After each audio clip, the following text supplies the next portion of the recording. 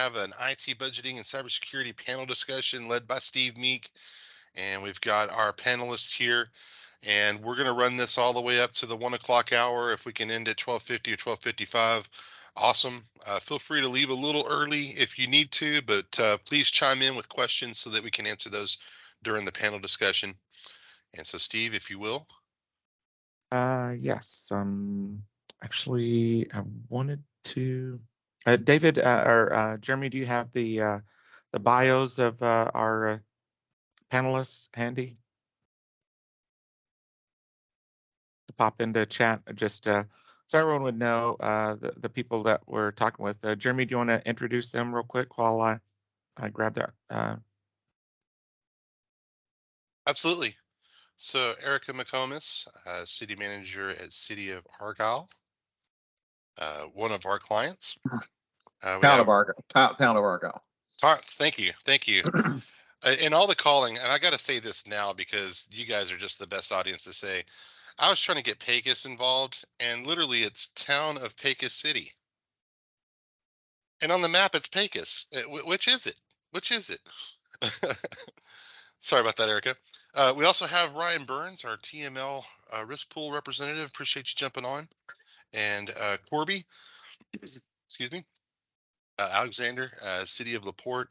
I believe he's been tenured there for like 10 years or something like that. And so these others are specifically to jump on and help with the discussion and not necessarily endorse us. There's Corby. I apologize. No worries. And then, of course, Ryan Young, our fractional CIO. And I need a little more enthusiasm from you, Jeremy, when you introduced me. Come on. Like, he was all happy for everybody else. And Ryan Burns. I mean, Young. I mean, the Ryans.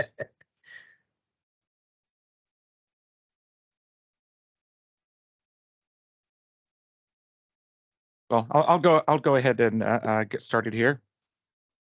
So the topic is all around. Well, I guess I probably should turn on my camera.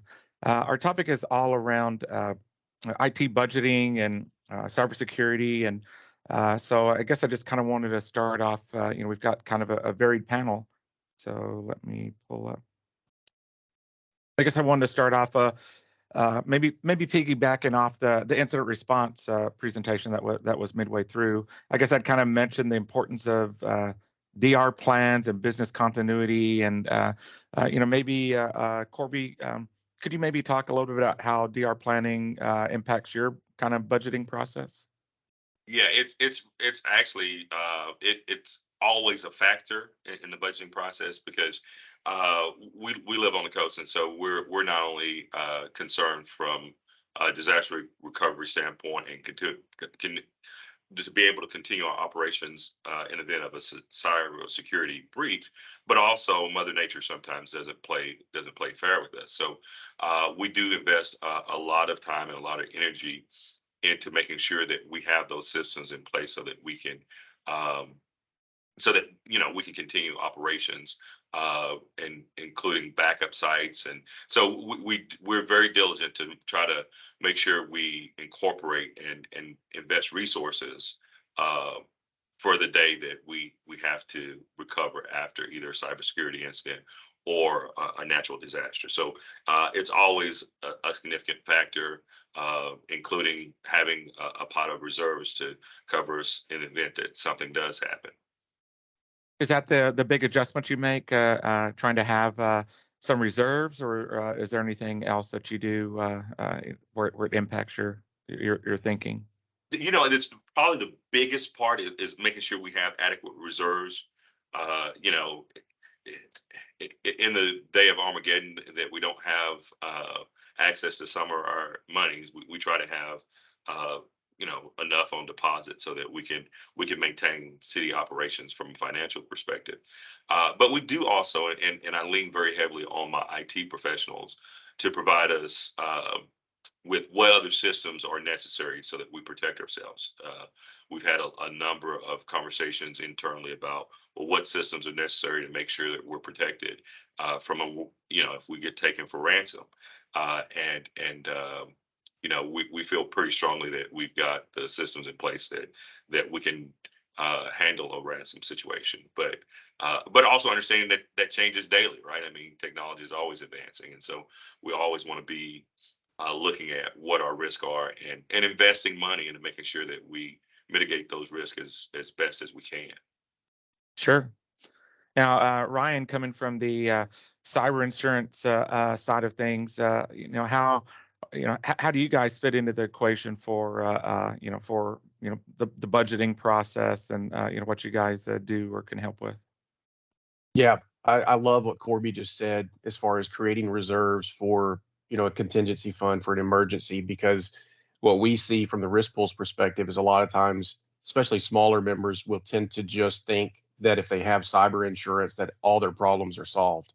If something happens, they can just lean on cyber insurance as their sole source remedy, basically. And that's a dangerous thought. Now, I'm not saying that it doesn't supplement and do a great job of assisting you in recovery and making sure you're meeting all your compliance requirements, but just relying on cyber insurance alone is really setting yourself up to fail, probably. So I appreciate what Corby just said. That was good.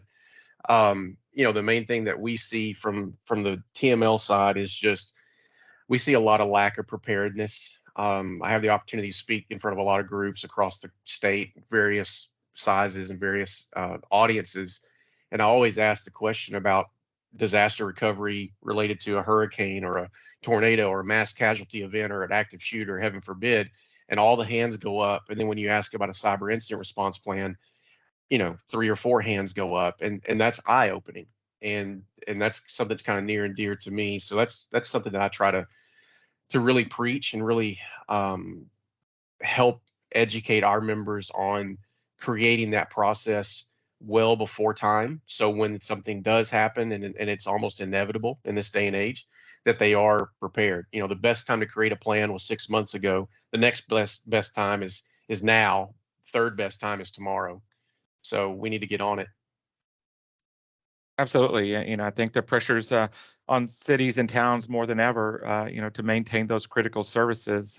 There's, especially post-COVID, there's such a high expectation for services, regardless of what you do, restaurants, everywhere. It just seems like the experience expectation is so high. And, I think it comes at kind of a tough time, with the labor market as tough as it's ever been, across all organizations. Now, maybe to piggyback off of that, Ryan, looking across the, your risk pool clients, what are some of the challenges you hear people dealing with trying to deal with the labor market and, kind of from a budget point of view? Yeah, budget. I mean, that's the number one thing is there's limited dollars, there's limited resources, and where do you allocate them? And what's important from a citizen and a constituent perspective versus what's important from an internal operations perspective, and balancing the two, because our citizens that we service want technology. They want to be able to pay their bills online. They want to do all of these things electronically, but they also want great parks, and they want the EDC to bring in business. They want dollars spent to fix potholes. That cybersecurity aspect is not real sexy. It doesn't normally make the top line of your city council agenda and your budget. So I think trying to educate our members on the importance of that and being able to allocate funds where they need to be allocated is really, really critical. And I think you brought up a great point. Actually, it might have been David. You brought up some good points earlier too. I didn't want to take that away from you, but I No, can't it's all remember who David. said it about having a baseline cybersecurity assessment, right? Because you may have some budget and you may have some resources, but you don't know where to allocate them. That cybersecurity assessment will really help you identify those gaps, and it can give you a roadmap on how you can take it step by step to be able to use those dollars and those resources that we already know are limited, but use them in the best way possible.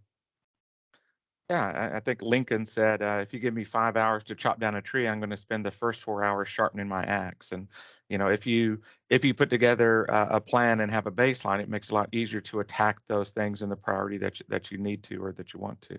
Yeah. One more thing about the labor market is is even if we had the budget to hire specialized cybersecurity experts, there's so many vacant positions now in the market. I read an article a few weeks ago, and it goes into the hundreds of thousands of vacant positions. And from a government perspective, we're having to compete with the private sector, and we all know how that ends up, right? As far as dollars and benefits and salaries that we can pay compared to the private sector, and typically it leaves us a little bit short. And even with IT and maybe even some of the city positions now, is remote work something, Erica, that cities are doing or able to do in some cases? Yes, I think COVID kind of taught us that we could allow for the remote work capabilities. So we do allow people to work remotely. To get us ready for that, we've transitioned from purchasing PCs, so we only buy laptops now so they can take them home or leave them there. We got a new phone system that allows us to transfer the phones to our mobiles when we're not in the office. We have changed a lot of our software systems to be online instead of the actual server there at our town hall. We're still working on that. It's a lengthy process because once you get something done, you realize there's something else you can do. Or you have someone like Ryan at Fulcrum here who says, here's a new idea, and this is how much it's going to be. I did want to comment on budget that we sit down with Fulcrum about March, April time and talk about here's where we were this last budget year. Here's what we talked about. Here's the priorities for the upcoming budget year. Is it a server? Is it software? Is it an upgrade? And so we do prioritize what laptops we need. That is one of our first things that we actually do in the budget process. And I also wanted to kind of chime in on what we were talking about on cybersecurity when you have a natural disaster come through, and I'll be really quick on that. One of the things I learned is at a previous city, we had an insurance company that really would not cover anything. We got hit by lightning. All of our claims on that got denied. We changed to TML in my other city. In Argyle, we're at TML. We did a claim for lightning there, and it got covered. So another thing that you really need to do is to check your insurance coverage and what they will and will not cover. So I'm sorry to go back on that, but that's really, really important. Absolutely. The worst thing, one of the worst things is feeling you're protected against something and then that's not there for you. Very frustrating. Yeah. Could I chime in there on insurance coverage just a moment? Yeah. Because I think it's important to know your coverage requirements. Also, we had an instance where we had a loss, but we hadn't met all the requirements, and it was a cybersecurity situation, and we didn't have we weren't covered if we didn't have the MFA in place, and we didn't. And so anyway, so you got to know what commitments you are making to invoke that coverage as well. That's a good point. What about, I guess, we talked about the labor market a little bit, but what about training? What training, is there training in the budget for your existing IT person or employees to understand a little bit more about things? Yeah, I do like that you asked that because I did make a note on here to bring that up, that I have, of course, we're third party. At my previous city, we had an IT person in-house, and that was a big transition for me and one that I didn't think I was going to like. We had another IT vendor that it really wasn't a good fit and for our expectations. And I know this isn't to brag on Fulcrum by any means, but they're really good at helping us with our third-party vendors, dealing with our contracts, dealing with projects that we have going on, helping us with if our printer's down or something's wrong with a computer. They're really good at getting to it. So where I was nervous before, it really does work well. So I know someone else had a question about that, but we do offer Fulcrum and some of their representatives to send them to our software vendors conferences, because a lot of times they have an IT track. And I think it helps them when they're working on our system to understand it a little better. So I always offer them to go to that training. And if you as a city can afford that, maybe if you have an IT third-party vendor that works for another city, y'all can collaborate and send them together. So we have Laserfish, we have Encode, we have iWorks, we have several different third-party softwares that we use. And we are fortunate that Fulcrum is active in that, and they have gone to some of those conferences. And I think it's helped them. I guess Ryan can chime in on that if he does, but I think it's important that they understand the system as a whole. Yeah, Ryan Young, do you have any comments there around mobility and events? Yeah, and the training too, but with mobility, yeah, that seems to be even folks that were philosophically absolutely opposed to ever letting people work remotely had their minds changed by COVID and then by Ice-Mageddon, what was it, the following year. So all of them had to adopt it whether they wanted to or not. So a lot of people got thrown to the fire of, oh gosh, we need a VPN, and do we have licenses for our VPN? And there was so many ways that they weren't prepared for that. But yeah, the philosophy of buying all laptops now, I would echo what Erica said. A lot of people are just saying, you know what, I don't ever want to buy another desktop again. I'm doing nothing but laptops so people can take it with them.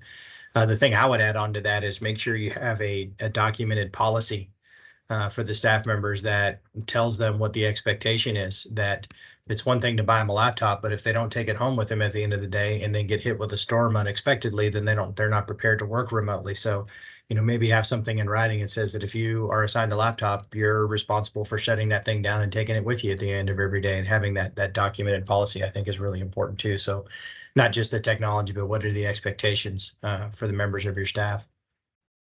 Yeah, absolutely. Yeah, you know, I think all technology, you know, demands that we have general policies and things in place. We just sometimes as organizations, we just assume everybody knows exactly what's expected or what to do, or you know, I can't bump into another person without expecting that they know every single thing that I know, and that's just not necessarily the case. So I used to get mad at my wife whenever we'd have home PC issues because she didn't know how to trouble. Hey, well, honey, why didn't you just reinstall the printer? Geez, what's wrong with you? Well, yeah, Ryan, just that there's too much to know. No yeah. one person can know everything. You got to have a team for sure. And Ryan, I know you kind of get to see different organizations. You know, no organization has unlimited, I guess, time and budget. You know, I guess what are you seeing from local governments that just kind of fitting compliance requirements into their budget? Yeah, I think it's a pretty broad spectrum of clients that I support. Some of them are a little more mature in their technology and compliance journey. Others are not. Others realize that they're really behind the eight ball, that they've never really prioritized or budgeted for technology. It's always just been, you know, if it breaks, I'll fix it type stuff. And they look at it as a sort of a necessary evil of running their office, and so they try to just minimize the cost on it, which is, you know, really eventually that's kind of like buying things on a credit card. Eventually you got to pay the bill and something bad's going to happen. Hopefully you can avoid it. But so a lot of the managers and secretaries and you know, different contexts that I have, that what they're really looking for me is to just give them perspective about, okay, where do we stand relative to other, you know, municipalities, and where do we stand relative to, you know, legislation and policies and, you know, compliance, you know, how do we stand on both of those fronts? And then from there, it's okay, what are the gaps?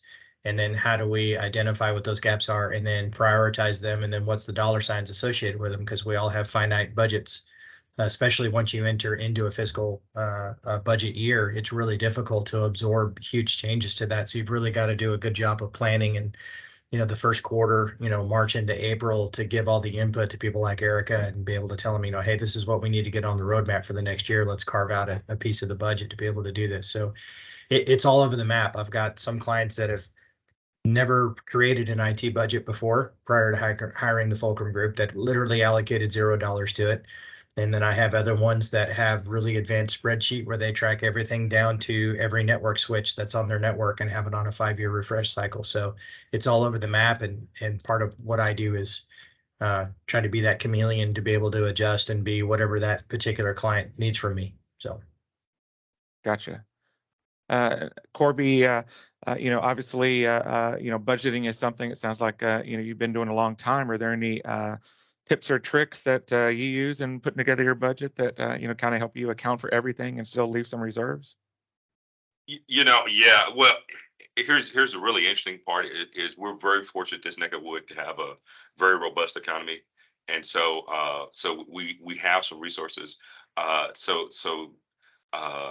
the real trick I've learned in other communities that didn't have resources, right? I mean, how do you make a budget meet when you really don't have all your resources? So it's been a very welcome adventure here to not have those struggles, but I still think that part of what we're doing during the budget process, even though we have the resources, is how do we do that in a way? How do we allocate those in a way that are still responsible?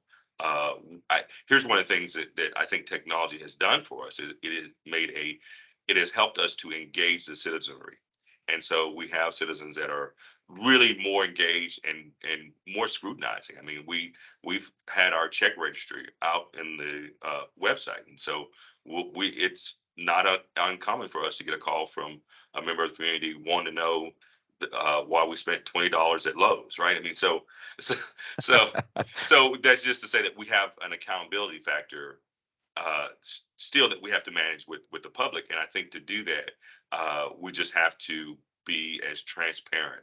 If there is a trick, transparency is it. That Gotcha. we are communicating as clearly and as frequently and as often as possible. Hey, here's what we're allocating, how we're allocating your dollars, and here's the benefit that you're getting as a result of Yeah, those Lowe's hot dogs are killer. I love them. that. Erica, how about you? From your point of view, what are your budget challenges or things that you're focused on this year? We've been fortunate that the council is very supportive of IT. In fact, sometimes they tell us, you need to go get this, you need to go get that. And so we're still trying to catch up on projects that they want on IT side. So I am fortunate on that. I have been in other cities that without the COVID funds, they would still be years behind all other cities for IT. So the COVID funds, I think, allowed cities to get with the time and the ability to do the remote for home. Because I truly believe without that, many cities wouldn't have been able to do it. Gotcha. Ryan B., what about your perspective? Just kind of seeing a lot of different organizations, a lot of different local government entities. I think we've started offering a base cyber assessment tool to our members, and identifying those gaps and letting people prioritize based on need has been helpful. I honestly find that the scare factor works too. I mean, it's sad to say that, but when you can use others' misfortunes as an example, I mean, it at least is a silver lining that that people will start focusing on cybersecurity and realize that it's not just an IT related issue. It's a organizational issue. It's top down. I relate it to risk management. Every employee you have is a risk manager. They're managing themselves. They're managing their coworkers around them to make sure they're operating safely. Cybersecurity is no different. And I think just really educating members on the importance and that it's not just an IT related issue is something that we try to focus on. Gotcha. I guess having to do this requires you to deal with a lot of third-party vendors. Erica, how do you deal with I think David mentioned in his presentation about the importance for third-party risk, managing third-party risk. What do you do to kind of protect against all the different vendors that you guys have to deal with? Listen to what Fulcrum tells me. No, we do have a lot. And so we have one person, generally it's me right now. I'll try to transition that out, but we have one person that is in our actual facility that has admin access to the servers that those systems are on. That's one of the reasons we try to get it online. And then we schedule with Fulcrum for them to be available too. When we have actual big projects they're doing or big issues, they help us with that. But as far as the access that they get, it's all worked through our IT person. I believe one of your most important people at your city is your IT, because without that, a lot of times you can't even function. So all of us do have third-party software that we rely on to even function throughout the day. And so it's important for us to have a good relationship with them. And it's also important for our IT vendor to have a good relationship with them and want to work with them. So just like I said, our previous vendor, some of our third-party software absolutely refused to work with them, and it made things really difficult. So having either an in-house IT person or the third-party person that works well with others. Ryan, since you're always harassing Eric, is there any thoughts you have about ensuring diligence at third parties? Yeah, I sound like a broken record when I say it, but our vendor relations or liaison or third party vendor management, whatever label, it's the hardest to define, yet maybe the most valuable thing that I do. Because the relationships with all those vendors tends to have subtle differences in how they operate. And, Tyler Technologies is a huge one. Kind of the more I learn about that company, the more contacts I make there, the easier it is for me to get stuff escalated and understand just what their infrastructure looks like and how they're trying to do things. And, the differences between Encode 9 and Encode 10 and how that all works is, really huge. And it's just in our own best interest to have those relationships with all of those vendors, to get to know them, because ultimately it's going to be our phone that's going to ring. We're the first line of defense. So, when something breaks, the first call they're going to make is to the Fulcrum Group service desk. And if we're the ones who identify it's the third party and have to maintain ownership of that and get in touch with them. But and it's also just really nice from a compliancy standpoint. If a third party vendor makes a recommendation that doesn't make sense or that's going to put them at risk, then, I've got to be able to raise my hand and say, guys, this is a bad idea. We shouldn't do it this way. Or, we can't open this port in the firewall. That's a bad idea. We're not doing that, and so let's find some other way. So everybody from IT vendors to banks to you name it. And especially with everything being in the cloud lately, everybody's moving stuff to cloud hosted solutions that are mainly web-based. And then, that also changes the conversation to, well, let's make sure we have some decent internet in here.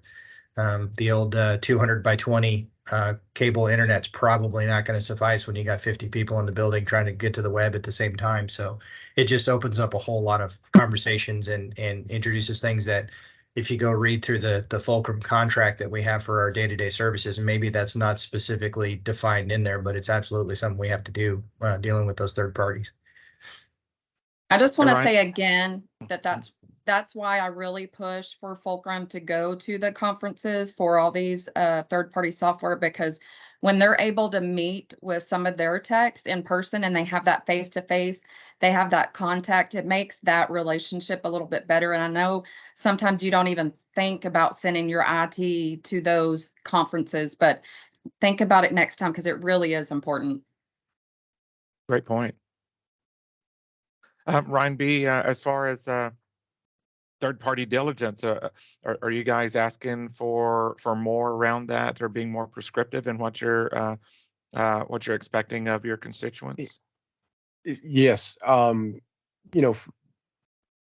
speaking from the insurance side now. Risk transfer is the big thing in insurance, right? You're buying an insurance policy to transfer the risk.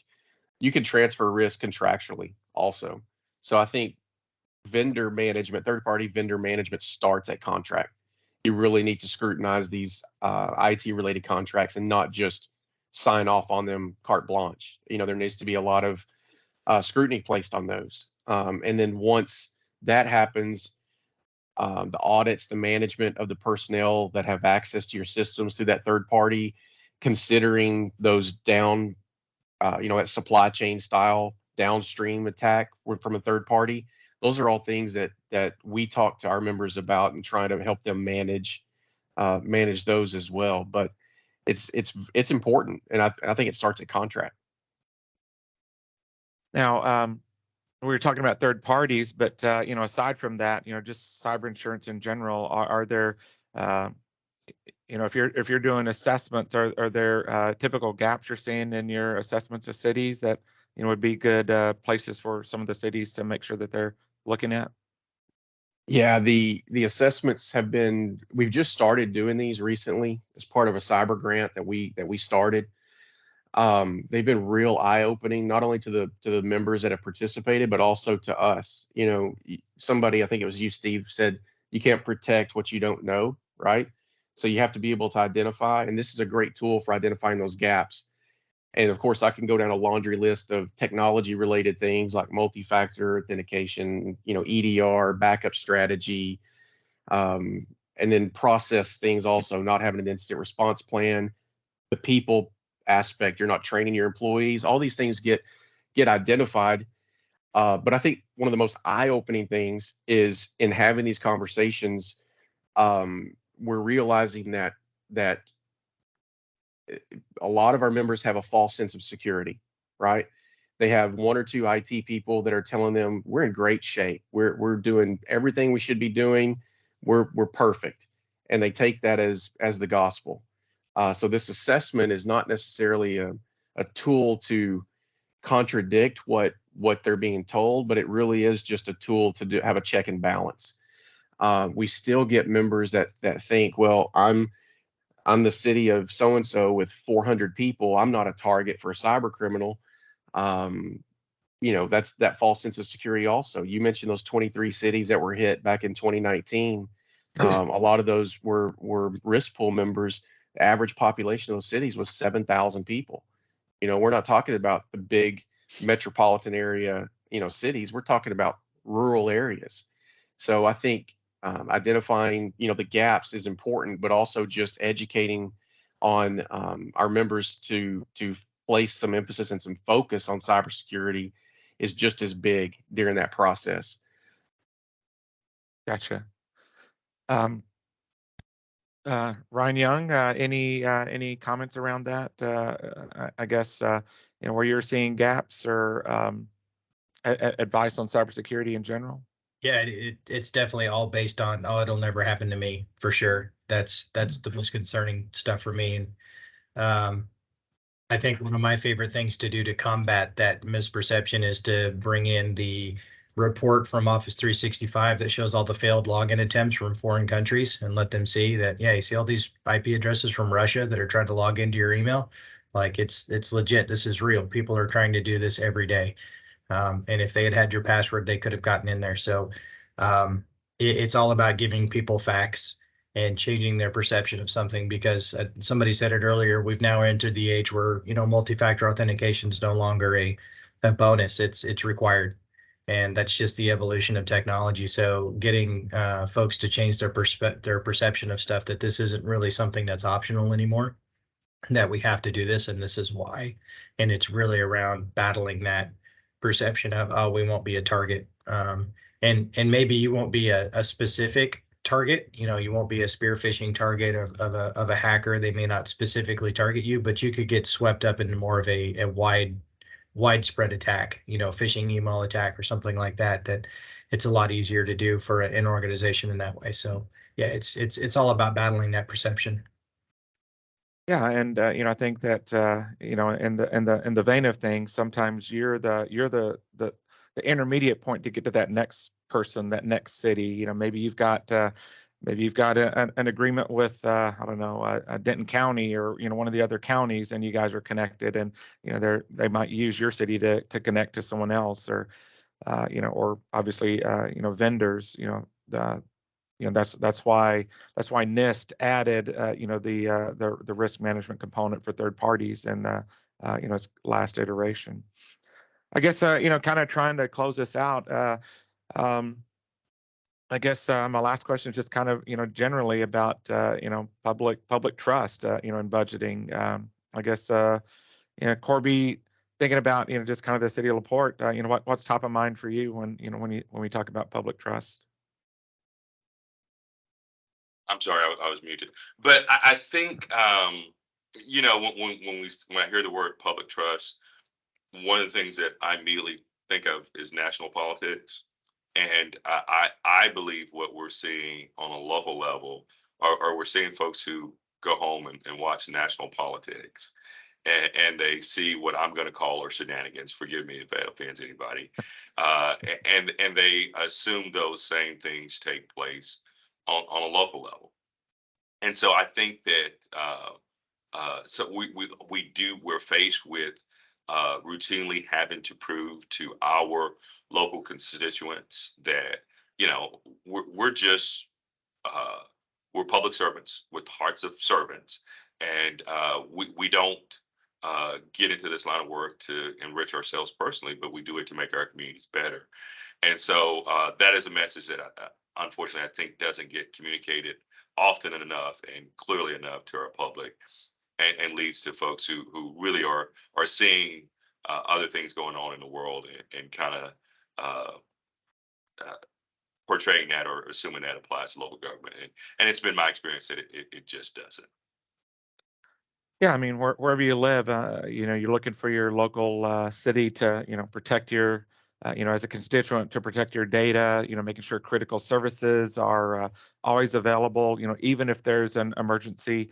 I think that for all the things that that COVID has done, is it's made us turn to government a lot more, and ask why and ask questions. Erica, from your point of view, what's going on in your world that as far as top of mind for protecting kind of your constituents' data and services, if there was some sort of issue. We all do the best we can to protect their data, but as far as their trust in us, it goes back to communication and providing as much transparency as possible. We get questions all the time.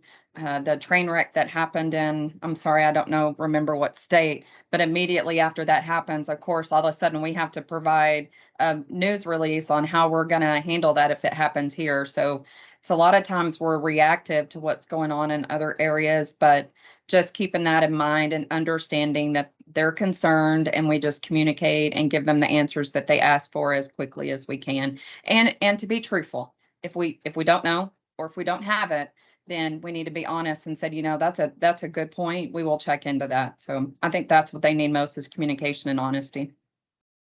Excellent. Jeremy, did you want to take us into Q&A a little bit? Yeah, in fact, we've been, in a sense, answering a lot of questions as they've been coming on. So if there's anyone that has any questions they want to ask, now's the time.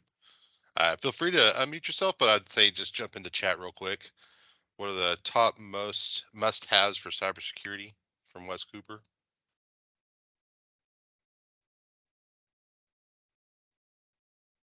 I would start with multi-factor authentication, and protect not only your Microsoft environment, but your Windows logins on your computers and any other business critical apps that you have. So don't just think of it in Microsoft. It starts there. MFA is probably where I'm going to start with. Yeah, I love the firewall comment. That's also critical. And even the term next gen firewall, I think, leads into the discussion about what services are associated with the firewall. So is it just a firewall that's, got ports that are open and or closed on it, or does it have the advanced solutions that are actually going to inspect the packets that are coming in and out? There's a lot more to offer there for sure. Great point, Kevin. Richard Chandin, do you have experience working with clients using ARPA funds?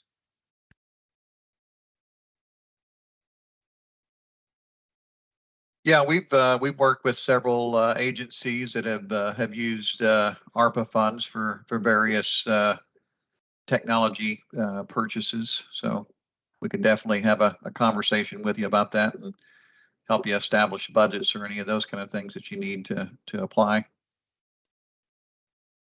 Jeremy, do you mind if we go back to the last question about Wes's question about the top must-haves for cybersecurity? No, please go for it. I just want to mention something. So I'm an old school CISSP. In my time, the firewall and antivirus are the most important parts of the network, and we invested heavily in them and compartmentalization and all of those kinds of things. And about 3 years ago, I realized I was missing the boat. You know, I grew up in the world of Microsoft Exchange and not Office 365, and I just didn't quite get it. But I realized that for me, Office 365 represented a huge hole in every single thing that I was doing for security in the prior 20 years, and that I had to get up to speed on it. You know, the days of the firewall and the gateway being the barrier of between us and them is gone.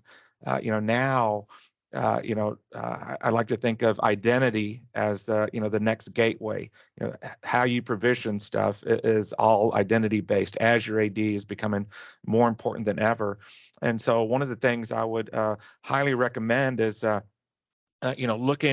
looking at things differently, and thinking of the world today of with Azure AD and everything there. You know, that represents a huge hole in access to a lot of information on the network or in the environment. Every cloud vendor represents a potential hole into the network and has its own vulnerabilities, from APIs to how you secure it. Cloud security, cloud access brokers, might be needed. You might want to do some geofencing on your applications. There's all kinds of things that I think are, all aimed at more of the cloud world. In the old days, I focused on servers and the network. Now we've got so much in the cloud. I tend to spend a lot more time looking at what is coming in and out of the network. A tool to kind of see what your people are accessing. There could be data that city data or town data that's on somebody's hard drive, but also in Dropbox or Box or some sort of sharing application.